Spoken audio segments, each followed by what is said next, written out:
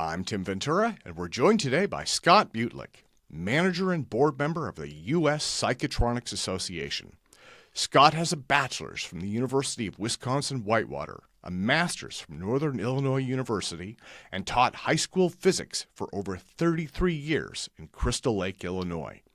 In addition to his career in education, Scott was president of the Physics Northwest Teachers Group for 13 years, served as president of the Chicago section of the American Association of Physics Teachers, and worked in the Leadership Advanced Placement Physics exams for 15 years. Scott grew up in Chicago and was influenced by his father, Bob Beutlich, who was an original member of the US Psychotronics Association in 1975 and organized the annual conference meetings from 1980 to 2006. Scott joined the USPA in 1979 and has worked on the staff and camera crew of 39 conferences. He was elected to the board of directors in 1993 and elected president in 2011. He currently serves as the day-to-day operations manager and secretary-treasurer. So Scott, welcome, sir. It is a pleasure to have you with me today. Thank you, Tim. It's a pleasure being here. So I am super excited about the US Psychotronics Association. This has been a deeply influential part of the emerging science community for decades. And I think a lot of the younger folks in the audience may not be familiar with the name, but this is something that people who have been in the community for a while, right? I mean, I've been in it about 25 years. You keep coming across references to conferences and people and presentations, and it all comes back to the USPA. So you guys were doing a lot of work in emerging and breakthrough science, especially in the area of consciousness. And, that's something that needs more attention. So let me start with the basics. How would you describe the focus of the USPA and what makes it important? Well, the USPA is a nonprofit, and our bylaws have us being a format for an open discussion conference type scenario where we invite speakers or have speakers submit papers, and we cover a wide range of boundaries of phenomena and things that are on the cutting edge of the new paradigms in physics, biology, chemistry, and sociology, per se. So we have a wide range of topics, always have, and probably always will. In some cases, some people might think that's been to our detriment because we've had groups break off from us in free energy. We've had groups break off from us in just subtle energy. And here we are, we have groups break off in radionics, which is a form of consciousness and device tuning in. And we've had groups break off that way. And here we are covering the full spectrum of things still. And so we've been at it for 50 years, and hopefully we'll continue to be at it another 50 years. And hopefully in the next 50 years, the paradigms of physics and the ideas of what consciousness is and the potential for human growth will come to light. Absolutely. Well, let me jump around in my questions a little bit. I want to get into Sure. how I came across the USPA. So I got into this area, I think, in the early 2000s, and I was doing research on a lot of these key figures. And one of the things that kind of came to light after, digging deep enough was folks like Dr. Tom Bearden, Dr. Elizabeth Rauscher, George Hathaway, Al Bielek, Moray King, Dr. Paul LaViolette, Eugenia Macer-Story, and Dr. Andrew Mikowski. These are just a few of the many, many influential figures in this community. And my research took me back to the USPA. This was the original conference that seemed to bring all of these key figures together. And what really seemed powerful to me about that was because it started back in 1975, right? This was in the days when conferences and print mailed newsletters were king, right? So this is the only way these folks could communicate. They didn't know that each other existed without things like this. So that made the USPA just this amazing body for connecting these people, right? Yes, it was amazing, amazing seeing all these people go throughout the years. I came in at the fifth conference, 1979, fresh out of college, ready to start my first, actually my second teaching job. And there were these people like Tom Bearden and a couple that you didn't mention, Bob Beck. Who and Andrea Puharich, guys who detected the woodpecker signal from Russia and figured out a way to make protection devices for people who worked in the Soviet Union and other places where there might be these attacks on the mind. Another star, Marcel Vogel, who invented the magnetic chip on the credit card. And IBM gave him 90% release time. And due to a childhood near death experience, he had this vision of studying bioluminescence. And in the Mm. process of doing that at IBM, he got involved in the crystal and was able to use mind intent and the crystal to transmit subtle energy or energy at a distance. Just amazing. Valerie Hunt is another one who was a professor at UCLA studying auras and made visual pictures of the energy fields that exist around the human body. So Yeah. yeah, we've had a lot of great people and their interactions at these meetings. That's what made USPA meetings so spectacular is that people could talk to each other in the hall, and somebody without a PhD could talk to a PhD and exchange ideas. Fantastic stuff. And we Well, have 1,400 recordings from 1978 on through today.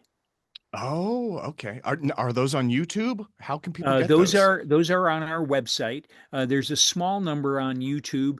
We're mostly a volunteer nonprofit, and so we could use a little helping hand at expanding this, and that would be a wonderful thing at some point to get even more information out there. But we do have most of our videos for sale online, and we have a couple hundred in our members area. On our website as well, psychotronics.org. Wonderful, wonderful. So I will drop a link in the show notes. I definitely want to recommend that people take a look at the US Psychotronics Association website. You said it was psychotronics.org? Correct. Okay, so let me get into some of the basic terms here. You walked me through kind of the origin story for the USPA, and I want to kind of outline that for people because I think that that helps set the stage for where this organization is and some of the focus areas and where it's going. So you'd said that it started out with the study on radiomics, and that was originally basically using electromagnetic frequencies to somewhat diagnose as well as potentially treat disease.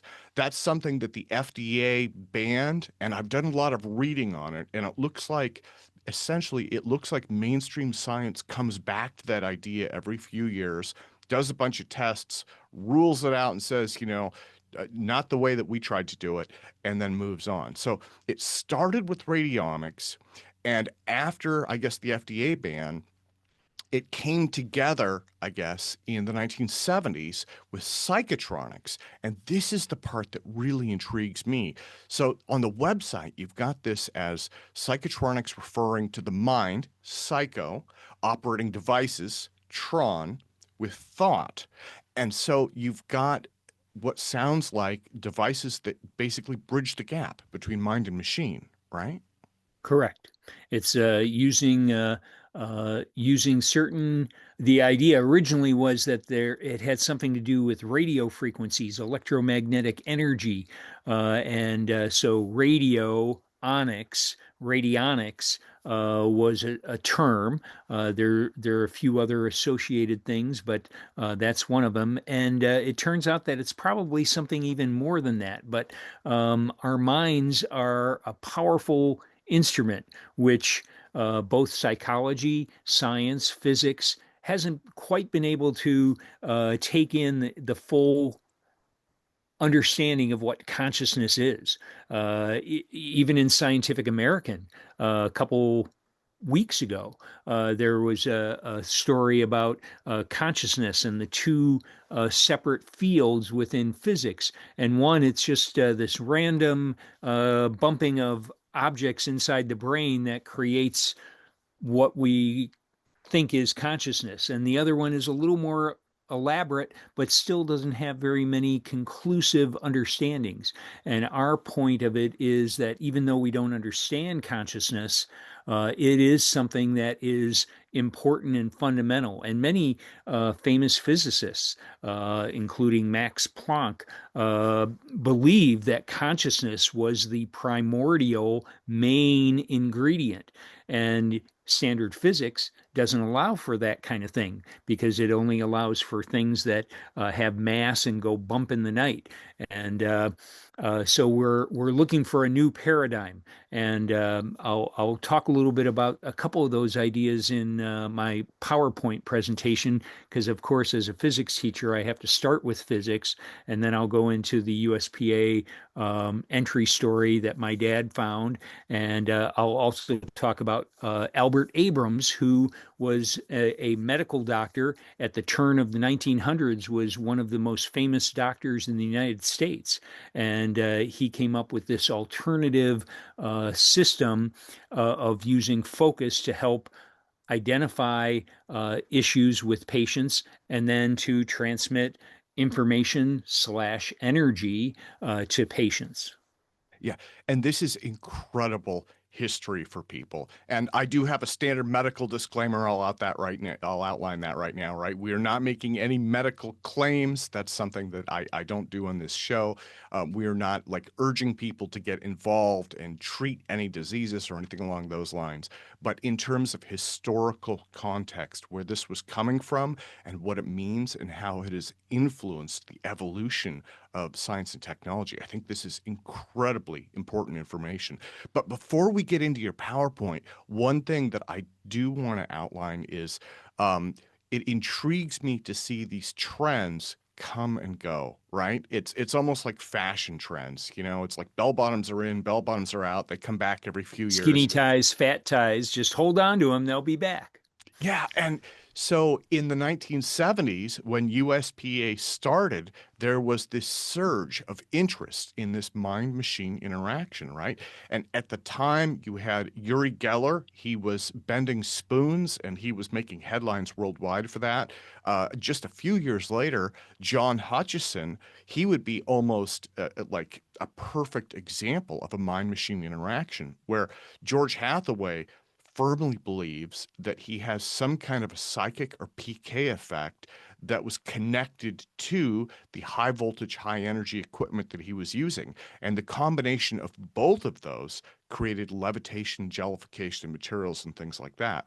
So those are really great historical examples from the 70s. And right now, we have an entire new generation of people who are getting involved with something called Skywatcher. And basically, this is a frequency-based system that they claim can communicate with non-human intelligence. So again, it's come full circle, right? It's right back to that. It's mind and machine. It's really intriguing. We just had one of our master classes last year in which a gentleman, and his name escapes me at the moment, but he is all about making contact like that and involving collecting information from UAPs and Stephen Greer is another one who's going out and Yeah. making contact and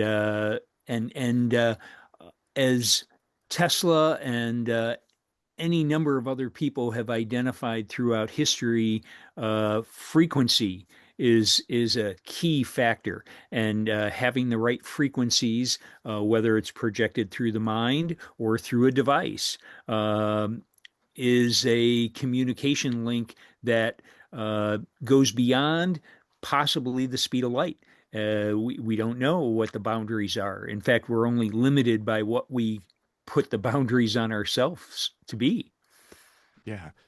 Well, Scott, do you want to bring up the PowerPoint? Let's get that Yeah, I going. think I would love. that'll bring up some discussion points. And Tim, as I offered, anytime you want to break in and uh, let me know you have a question or want to dig a little deeper into something. I don't know if I can provide that. I know a little bit about a lot of things. I'm not as well versed in some certain aspects of this as some of our other board members and speakers, but I do my best to try to make connections between people, just like you do.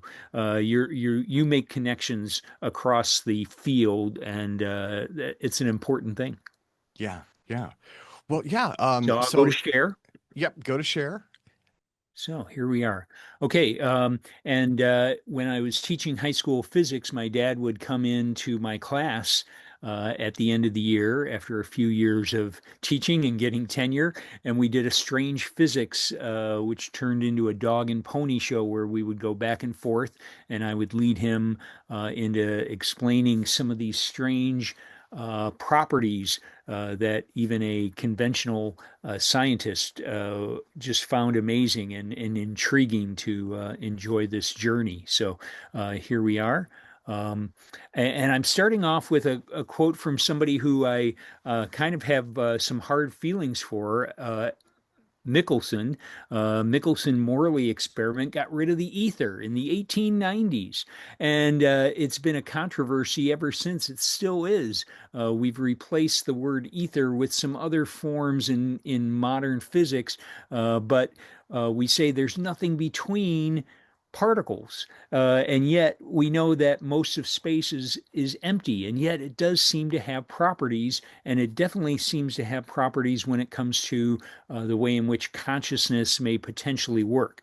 So another thing that Albert Michelson did is he claimed in 1900 there's nothing new to be discovered in physics. All that remains is more and more precise measurement.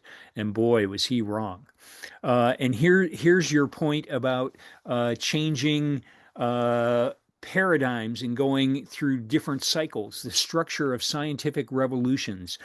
Thomas Kuhn in the 1950s, a theory based on the history of science and how it builds and changes, and we wait for the old guard to die out and create a new paradigm. Well, we've been at this paradigm for quite some time. We're still so many scientists are still stuck in the Newtonian revolution.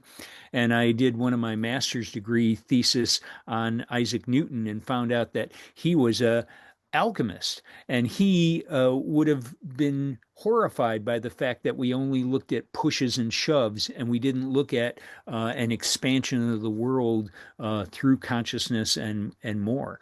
And so Thomas Kuhn tells us that we're always in a state of ready to change science. We shouldn't stay fixed. We see a very narrow window of information, as you know, 400 to 700 nanometers, and there's so much more information beyond. When you include your hearing and the electromagnetic spectrum, we see even a narrower window compared to what is out there. Radio signals. Radio signals were predicted by Maxwell in 1855. They criticized him, the community at that point, in this idea of he had 20 equations. They dwindled them down to four. The other 16 equations have to do with the constants that they dropped off in the mathematics, and that may be this scalar type energy or this energy that pervades the world. But he got criticized for it in 1855, and it took 25 years before Hertz detected radio signals. And so radio signals have been around forever. We're detecting them from the beginning of our universe or Big Bang. Just because we don't see something or understand it doesn't mean that it doesn't exist. And that's something that I emphasize to my students quite a bit, is that we act like we know everything, but there are things out there that we don't know. And just because we don't understand it doesn't mean it's not true. And just because we don't see it. In 1929, quantum physics group of individuals got together and agreed that quantum physics exists, and it says that a photon acts as both a wave and a particle, but neither. Those are just our restrictions that we put on it based on our physical world. Um, a strange thing that came out of quantum physics was something that Einstein did not like. He called it spooky action at a distance, that a pair of particles could be created that were linked together, and when you separate them by whatever distance, if you make one flip through a electromagnetic field, let's say, the other one flips instantaneously, no matter what the distance is. And Einstein created this experiment, the EPR experiment, to prove that quantum physics wasn't true. Well, in just recent years, in 2022, the Nobel Prize went to three sets of scientists from the 60s, 80s, and 2000s that definitely proved that this thing, spooky action at a distance, does operate in the universe. And there's information that's being passed faster than the speed of light. It's something that still hasn't quite shaken the ordinary physics community, but those of us involved in consciousness and mind-body systems recognize that this is an important effect. Here's one of the guys who's considered to be the smartest guy since Einstein. Richard Feynman solved the Challenger disaster with the O-rings, was marched to a different drummer, but as he said in some of his famous lectures, we really don't understand what energy is. Energy is a construct in physics, and we really we know what it does, but we really don't understand all of its implications. Dirac won a Nobel Prize in the 30s, and he said we live in this sea of energy. Sounds a lot like the quantum foam or the vacuum, just like Tesla, he believed that there was an unlimited potential in the universe. And here it is. Quantum physics and physics today predicts that we really only know 4% of the physical mass slash energy, E equals mc squared. Mass and energy are interchangeable. We've only identified 4% of the universe. They've created this term called dark matter to describe the other 22%. Those numbers change a little bit. They think they have some experiments that they're working on. They're constructing things. They've made some initial measurements, but we're still 10, 15 years away from obtaining any viable information on what dark matter is. And then there's dark energy, which seems to take up the rest of the universe, and we have no idea how to test for that. And I actually believe that this is part of our conscious energy realm and higher dimensions of space-time beyond what conventional physics has. So physics theory is only based on physical objects doing ordinary things in most cases. It does not explain consciousness. It does not explain energy involving the human body.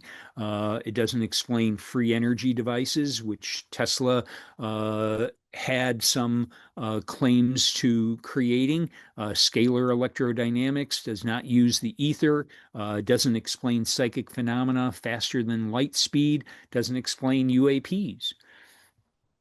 The bridge between current science and all of these other topics, many of which we cover in USPA, is this term which refers to subtle energy.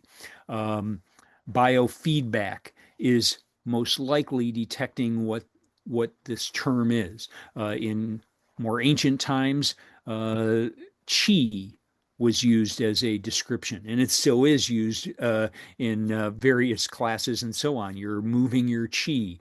Prana is another term from the Indian subterms. One of our problems in making a new paradigm is getting people around the world to agree upon words. We like to control and stick with our words. This is just a general term for the energy involving the human body. So the only thing I know for sure is I grew up in a very strange house. My dad got involved in these kind of things in the 60s. We had a UFO detector in our basement. He was testing dowsing rods on a wheeling cart. He had a pyramid in our bathroom, sharpening his razor blade.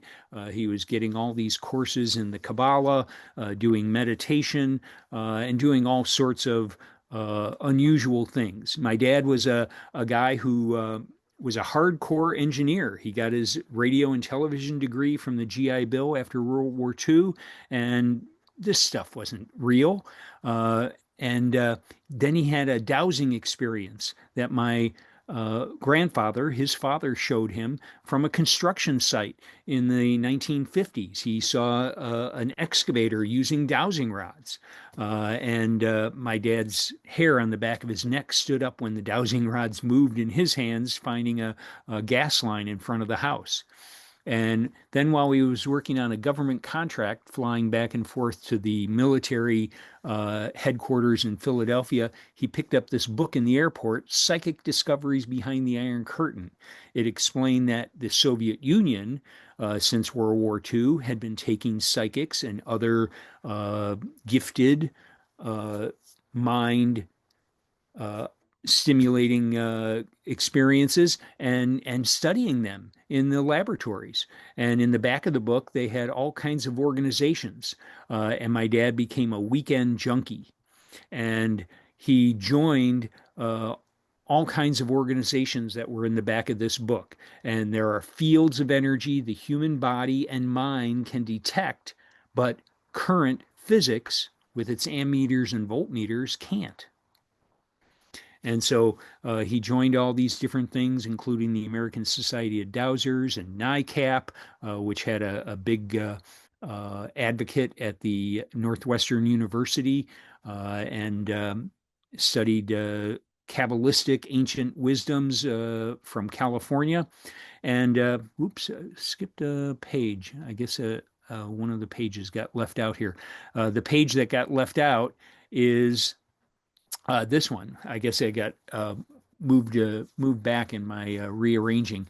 My dad picked up this book called Handbook of Unusual Energies, and we still have it available through Amazon that we've gained the rights of through Jerry's sister. It was made by Borderland Research, and my dad picked this up, and he saw that there are energies which us smart engineers can't detect with our voltmeters, ammeters, Gauss meters.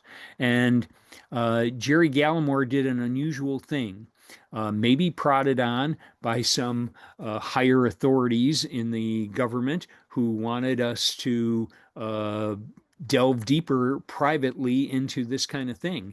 And Jerry Gallimore invited all the people who had bought this book to a conference in Indianapolis.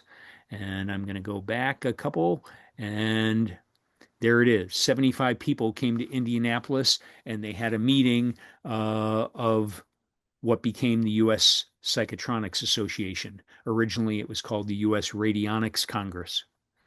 And it was incorporated in Washington, D.C. in 1977, a couple years later, and formally created.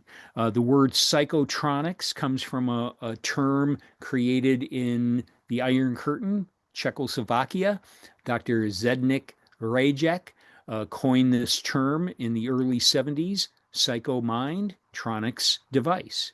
And the USPA has held 41 conferences, open forum for research and experience in mind and device and other phenomena.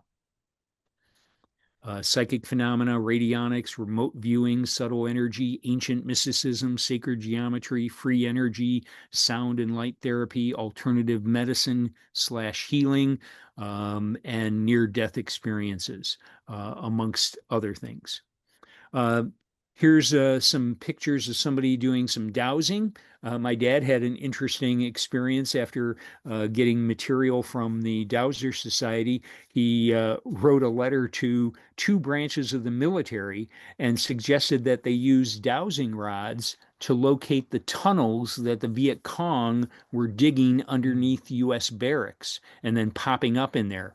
And I actually have two letters back from two branches of the military where they say, "Thank you very much, but we'll take it under advisement." Well, it turns out that they had hired a group um, to actually study this possibility, and then they were training soldiers on using dowsing rods, and the soldiers uh, couldn't use the dowsing rods in the conventional way where they would cross or open because they needed to have their machine gun or their gun in one hand. And so they created one of these things on the bottom picture in the lower left called a bobber, where you could Mm. hold it in one hand and it would go in a clockwise or counterclockwise circle, depending upon your intent of looking for these tunnels. And after they introduced this, they were able to stop the Viet Cong from digging tunnels without them knowing because they had people using dowsing rods. And dowsing is a term that has been around for hundreds of years. They actually have seen cave drawings of people using fork sticks in caves in France, German pictures of mines. The second largest person in the diagram after the owner of the mine is the person using dowsing rods to tell them where to dig. Dowsing comes from the fact that George Dowsing found new tin mines for the King of England in the 1600s. And it's also called divining because at one time it was only thought to be a power that people in the church could use. And just some amazing things. Here's a physicist, Dr. Havelock, who in the 1960s was head of the night vision lab at Fort Belvoir outside of Washington, D.C. And he, in his spare time, after hours, started testing dowsers. His brother was a professional dowser from Germany. And his conclusion, after months and months of using some of the laboratory equipment from the uh, military and night vision lab, his conclusion was that there were organs inside the body, the endocrine glands, which are the ductless glands. They're not connected by blood vessels to any other organ in the body. And yet we can't live without these things. What do? They're vibrating and emitting frequencies that tell other organs to produce more of this or to produce less of that. And it's this uh, organ system within the body that seems to be picking up the psychic signal, so to speak. He even put conetic shielding around the pineal gland, the third eye, and it created even his brother to have a weaker dowsing signal. They had to crank up the amps on the signal that they were walking through to detect, and uh, they covered up the kidneys. They made a band around the waist, and the kidneys sit on top of the adrenal glands, or excuse me, the adrenal glands sit on top of the kidneys, and the adrenal glands are part of this endocrine gland system. And if you covered them up, it almost killed the dowsing signal completely. Mm. And so he covered up the ancient third eye, the pineal gland, and the adrenal glands, and you would think that you'd kill the dowsing signal. Well, it turned out that the dowsing signal went up for almost everybody. You were able to pick up and detect even weaker signals. And that's kind of like the screen booth that the guy who tested and brought Uri Geller around the world, Andrea Puharich, somebody who was at USPA throughout most of the 80s, he found that if you tested ESP in a screen booth, you got better results. You're keeping the extra information from getting through. We live in if you think about the world that we live in now with cell phones created in the 90s and the Apple phones created in the mid 2000s, we have a lot of information going through us all the time. And if we were sensitive to this kind of thing, you could see where you'd be hearing a lot of information, a lot of voices at once. And so a screen booth actually helps psychics focus in on gathering information. Hmm. And um, we seem to have some organs within our body that's able to help our mind interact with, be like detectors, be like radio tuners, crystals, picking up signals. Uh, Radionics, radiesthesia, a technique using your consciousness to tune into a situation and direct energy back out. Albert Abrams, 1863 to 1924, conventional doctor. He helped develop the system called percussing. And I'm sure you might have had that done when you were a younger man. I know I did, where the doctor put a stethoscope behind you and then tapped on the front and listened to vibrations within your system to diagnose something that might be going on. And Abrams had a patient who he couldn't percuss because the patient was so sore. And he had a couple other things that went on where when he was percussing, he'd get a stronger signal when he was facing in a certain direction. So he had this idea that these signals that he was picking up were tuning in by some type of electromagnetic system. But he had with the patient who was really sore, he had somebody put their hand on top of his shoulder and he percussed the second person and was able to diagnose the first person. And that led him to create the audio class or radio class, which was a device with dials. Some people say that the first ones didn't even have any wires connecting on the inside. It was just a set of numbers used to help your mind tune into diagnosing the patient. And that's what he used it for at first. And then he elaborated on it and he used the system and used, in some cases, reverse numbering systems to broadcast energy back to the patient. The year that he died, there was a study done in England, sponsored by the Royal Society. A member of the Royal Society went to a hospital where somebody had been trained by Abrams in England, and he followed him for almost a year and got data on the patient's wellness afterwards and found that it was way above chance that these people who were treated radionically were reporting better wellness. And Unfortunately, Abrams was stopped. The Rockefeller system that's created our American Medical Association, they were against this kind of uh, Abrams uh, waves of mind information. And they wrote it up in their initial charters to not let this happen. And so Abrams was a broken man by the end of his life, even though he had created something which is still around today and is actually thriving. I know one of the questions you had for me in our initial list and our initial discussion, well, what's now replacing this? Well, it's turning out that people are thinking even more outside of the box, and there's newer and more broadly intentioned and focused devices that are helping people throughout the world. And Albert Abrams created this device, a black box, used as an extension of his mind to both diagnose and treat patients. And here's a more recent radionics device. This was built by the founder of USPA, J.G. Gallimore.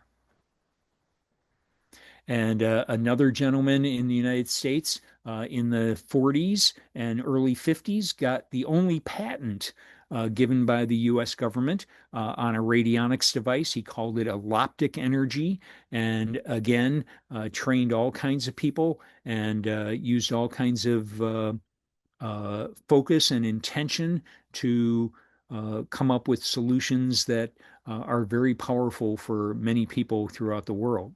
Here's a symbolic form of a Hieronymus machine. My dad showed me one of these in the 1960s when I was 10 years old and said, this is all you'll ever need is a diagram of a radionics machine. You don't need the powerful capacitors and tuners that some of these devices have, and crystals. You can just do it symbolically and use it to focus your mind for solutions. Here's another gentleman whose son is now taken over, Peter Kelly, who taught many, many classes and has many devices throughout the U.S. Mainly in the U.S., you can use it on agriculture and farm animals or family members. Chiropractors in the United States have been trained in radionics, and some of them still have them in the back of their office and use them for diagnosing symptoms, and then not to transmit healing, but to just diagnose. And that's just using your mind to help tune into the patient. Duncan Laurie wrote a book called The Secret Art, in which he showed that there are devices like this throughout history. It wasn't just created by Abrams, but that there were other devices, even possible that some of the Egyptian hieroglyphics were a type of intention device to help focus people in on creating energies for promoting wellness. Bob Beck, Andrea Puharich, Marcel Vogel, I mentioned, are some of the other characters from the 1970s and 80s who attended USPA conferences and expanded their interest. We have material from all of them available, and they're inspiring to.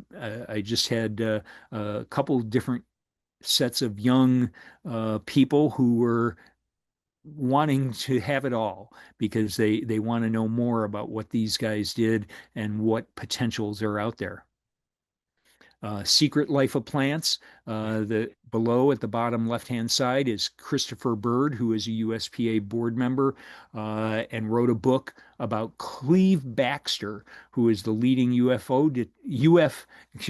leading lie detector person in the FBI, who came up with an idea one time to connect a plant to his lie detector test and then have different thoughts about the plant and watched its reaction. And he could be at the other side of the city and have those thoughts and could go back and watch the track, and the plant would react to him thinking about the plant. And just amazing things. And today we find out through biosystems and ecology that they're finding out that forests and crop systems have connections, the roots and the communication that's going on between plants and probably between groups of animals, probably between groups of humans, probably between groups of beings from other places. There's connections, and The Secret Life of Plants celebrates those connections and gives us an idea that there's a lot more out there than what we can see. Free energy, Tom Bearden delved into that. He also delved into radionics and thought it was the healing device of the 21st century in one of his last talks at USPA. There's Moray King at the bottom. Again, somebody who's popularizing all kinds of different information and energy systems that are out there. John Bedini was at our conference, Toby Groats, all kinds of systems looking at ways to enhance and collect the energy of the ether or the subtle energy that exists around us. So communication from person to person, most definitely. There's a lot of stories about that. Is there a way to identify it scientifically and perfectly track that and prove that it exists? No, not in the way that we're doing it, but there's a lot of interesting connections that we have. Here's the guy who was the publisher of Borderland Research at one time, Riley Hansard Crabb. We push on into areas of consciousness where the inner mind is the only research tool for making quantitative and qualitative measurements of reality, whatever that reality is. So we're using our mind to study our own view of what reality is. Remote viewing, There's Dr. Elizabeth Rauscher. She was in her just graduated out of graduate school when she was took into the Stanford Research Institute with Puthoff and Targ, a program that was sponsored by the U.S. military for well over 20 years.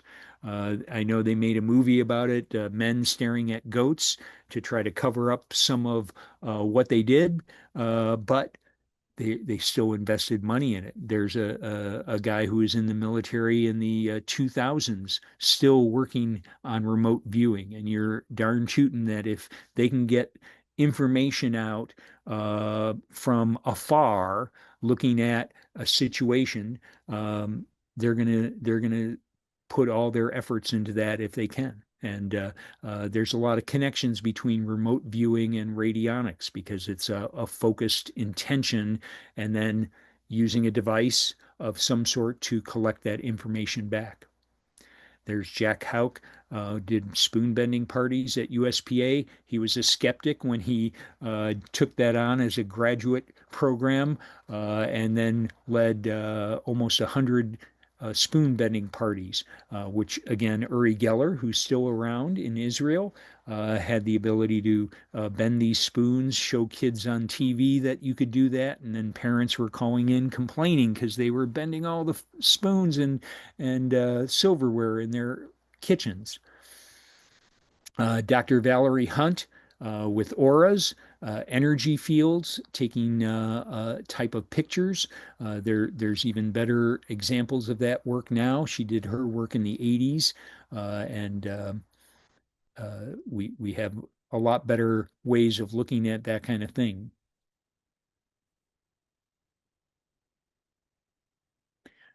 Healing by hands.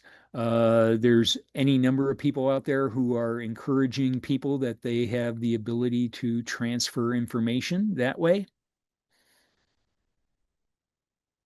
Carillion photography. Here's one of our board members sitting at the table there, Dr. Beverly Rubik, a way to take a Carillion photograph of your fingers and use it for diagnosing gaps or pieces that are missing in your energy field. That's a form of biofeedback. And this is a chart from one of those devices.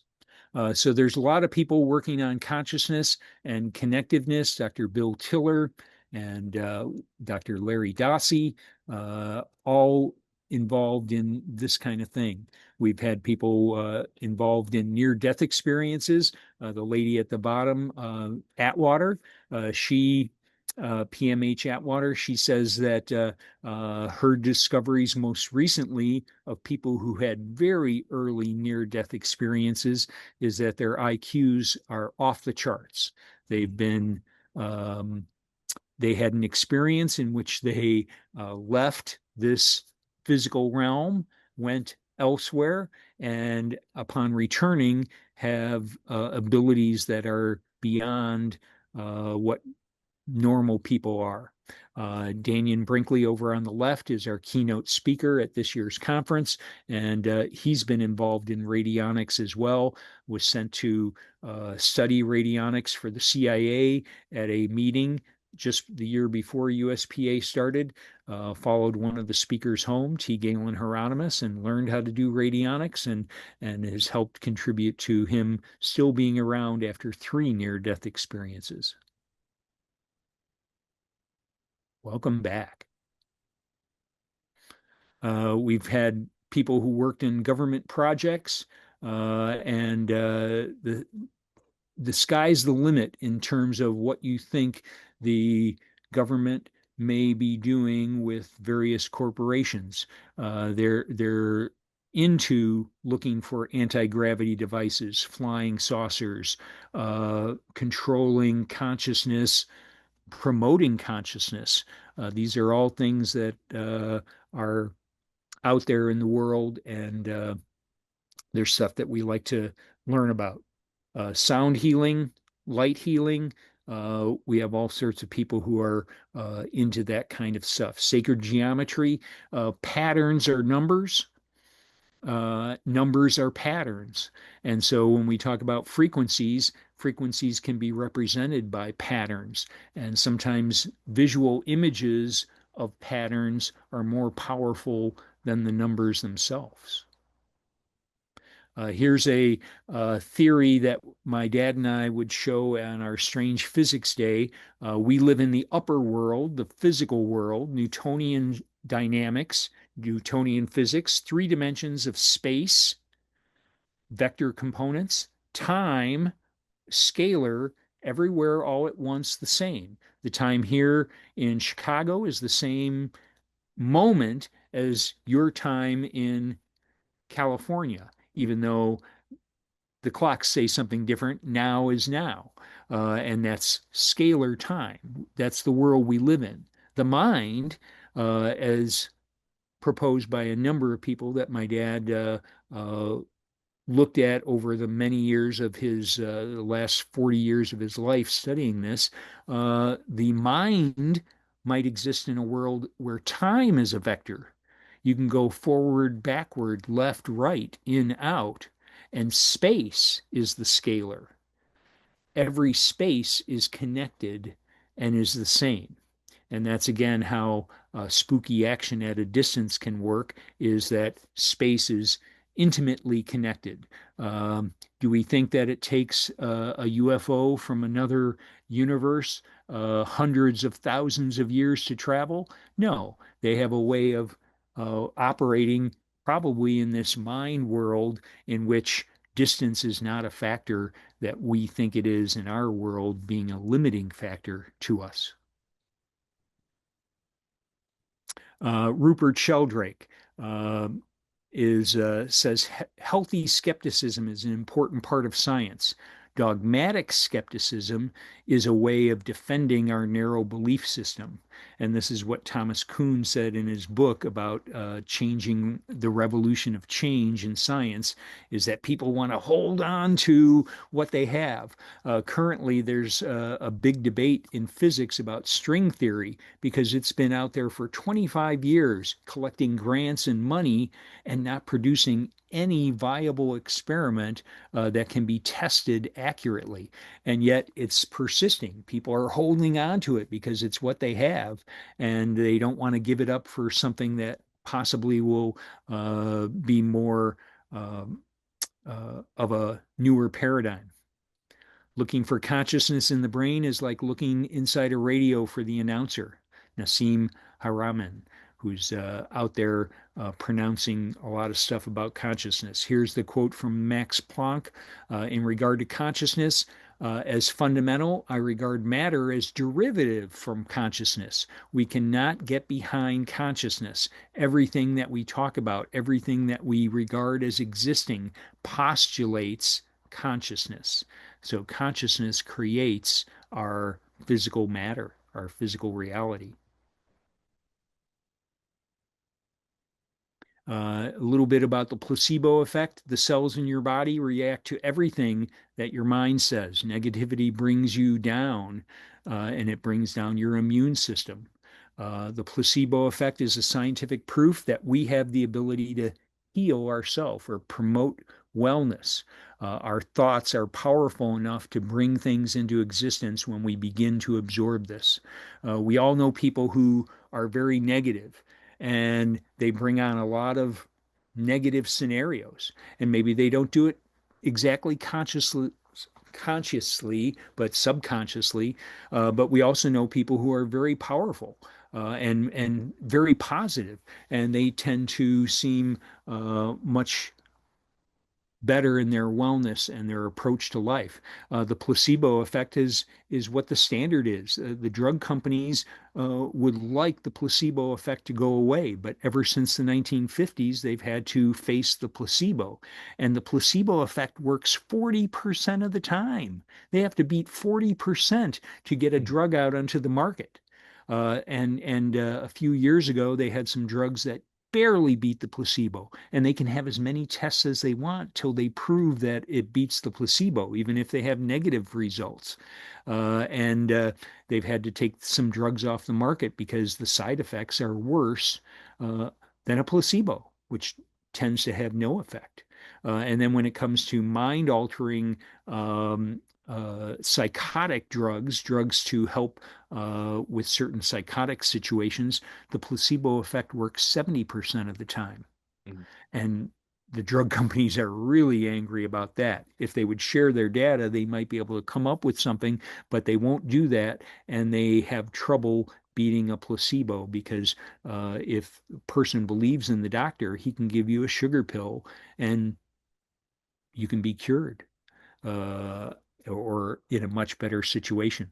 It even works that way with animals. I had a lady who became a biology teacher, and she had been a veterinarian, and she said she was tired of dealing with horses owners because they were the ones who were complaining about this or that.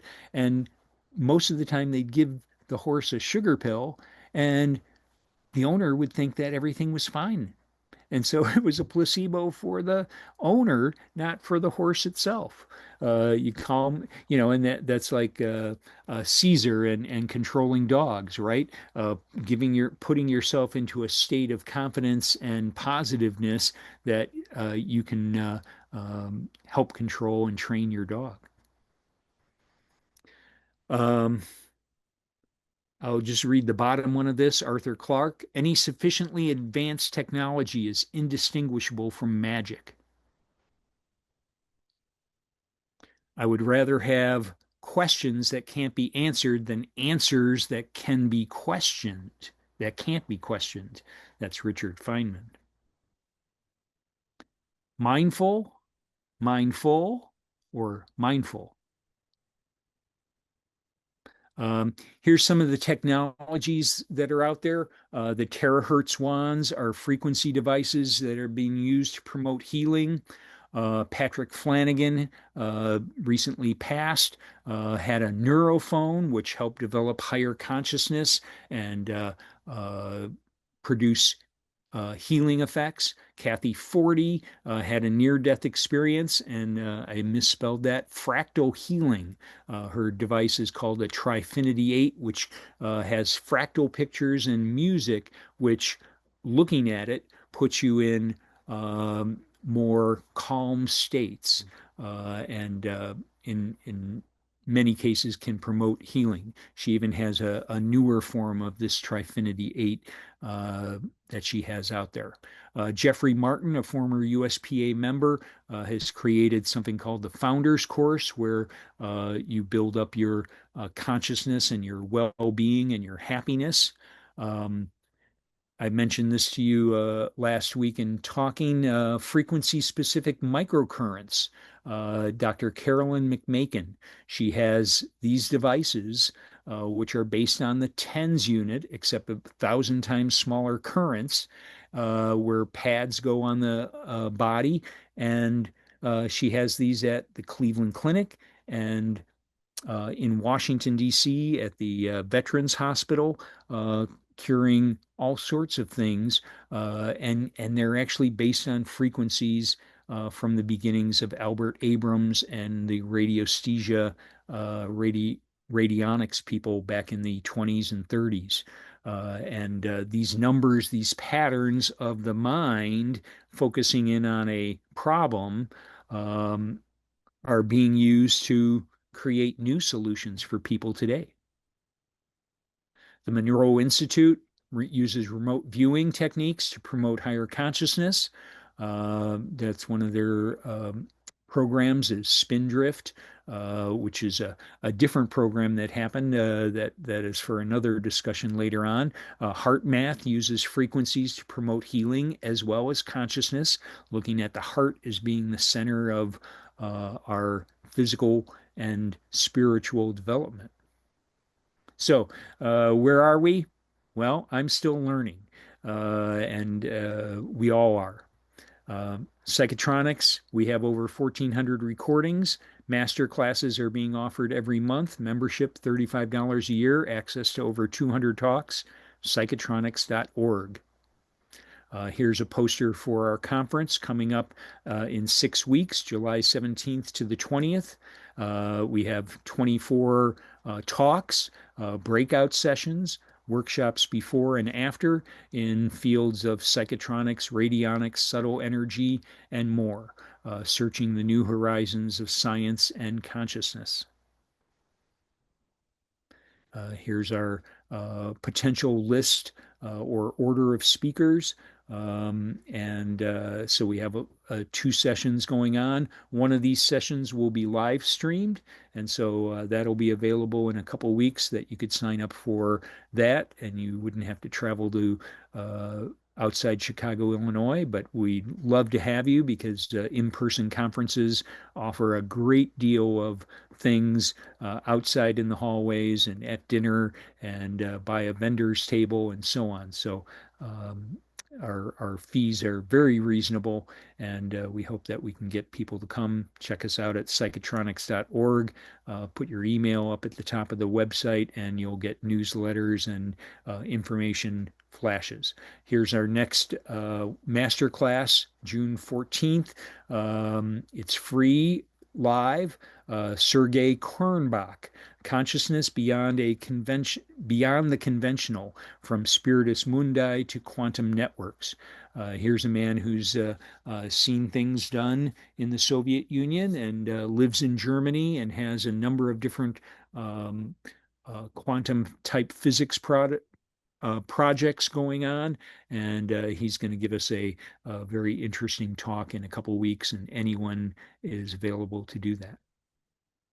So we're ready for a paradigm shift. I know that's what your show is about, is looking for ideas and information that will take us to the next step. And my dad used to always say, Indigo Felix, the fruitful search. That's what we're looking for. Scott, thank you. That was an absolutely amazing presentation. Thank you so much. The first thing that jumped out at me there was so many of those things. The virtual Hieronymus machine, I remember from childhood, I spent a lot of time at the library, right? Reading a lot of books, and so many of those things have been around. I think the key takeaway for people who are just getting into this area now, is to realize these are not new ideas. They need to go back and look at history and familiarize themselves with what has happened in the past to be able to move forward more efficiently, right?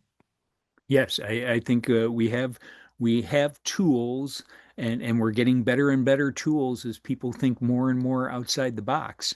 But we have tools that can take us into another realm. An interesting story about T. Galen Hieronymus and his patent. Well, after his patent, he actually uh, did a hour by hour analysis of the three astronauts that were going orbiting the moon. And after he did the hour by hour analysis of what their body heart rate and blood pressure levels were, he sent that information to NASA.